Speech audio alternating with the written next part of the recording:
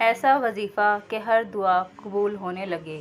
نبی کریم صلی اللہ علیہ وآلہ وسلم نے فرمایا، جس شخص کی رات کو آنکھ کھلے اور وہ یہ دعا پڑھ لے، لا الہ الا اللہ وحدہ لا شریک لہ لہ الملک ولہ الحمد وہو علی کل شیء قدیر، الحمد للہ وسبحان اللہ ولا الہ الا اللہ واللہ اکبر ولا حول ولا قوۃ الا باللہ۔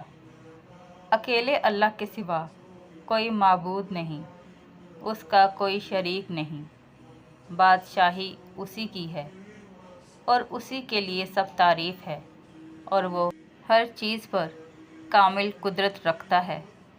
سب تعریف اللہ ہی کے لیے ہے، اور اللہ پاک ہے، اور اللہ کے سوا کوئی معبود نہیں، اور اللہ سب سے بڑا ہے، اور اللہ کی مدد کے بغیر نہ برائی سے بچاؤ ممکن ہے۔